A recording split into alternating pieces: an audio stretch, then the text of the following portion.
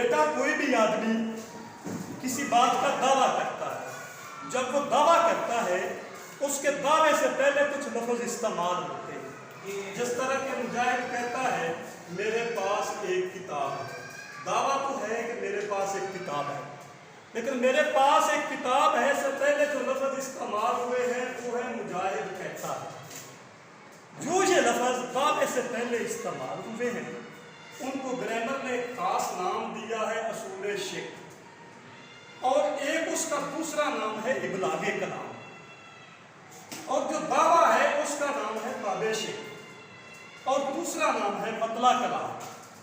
और इस दावे को हमेशा इन्वर्टेड कॉमा में लिखा जाता है या वावेन में लिखा जाता है। ये इन्वर्टेड कॉमा में मतला कलाम, इबलागे कलाम तीनों चीजें मिलकर बनती हैं बिला वास्ता जुमला। इसी तरह ये अंग्रेजी का जुमला है Mujahid says I have a book. इनमें मुजाहिद सेज जो है इसको अंग्रेजी में उर्दू में असूल शिक कहा गया है और अंग्रेजी में प्रिंसिपल क्लॉज कहा जाएगा।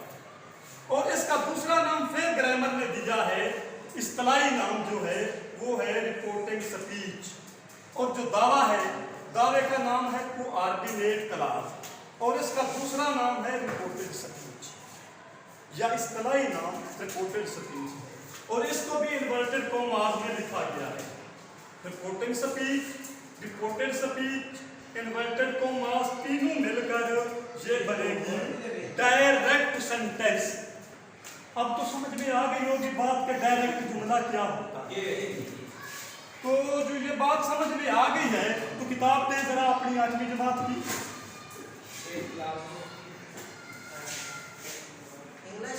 यस,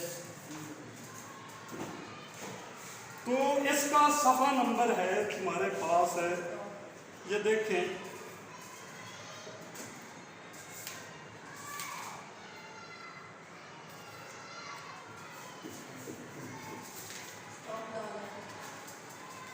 जी सफ़ा नंबर इधर करे है। इसका बेटा सफ़ा नंबर 13 है। सफ़ा नंबर 13 है। इस पर कुछ जुमले दिए हुए हैं बिल्कुल इसी तरह के हैं जिस तरह का मैंने जुमला समझाया है। कासम सेड, कासम ने कहा I have just come back from Saudi Arabia. और जो दूसरा जुमला है ये इनडायरेक्ट जुमला है, नहीं है ये अपना डायरेक्ट जुमला नहीं है, ये इनडायरेक्ट जुमला है। इसको छोड़े, डायरेक्ट जुमले पर कल बात होगी। अगला जुमला फिर डायरेक्ट है कि Qasim says I have happy that my brother has started helping me. इससे अगला जुमला भी बिल्कुल इसी तरह का है। Uncle said he is your mother love. अगला जुमला भी इसी तरह का है। Qasim says she is fine. ये 4 जुमले जो है बेटा इनका इस तरीके से आपने तज्जिया करके लाना है। तर्जुमा लिखने की जरूरत नहीं, इंग्लिश जुमला लिख लेना है।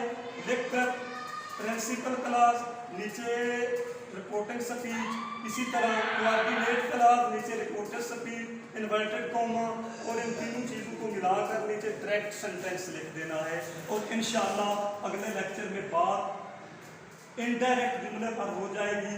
आज डायरेक्ट जुमले की तो समझ आ गई होगी भी ये क्या। बमा लेना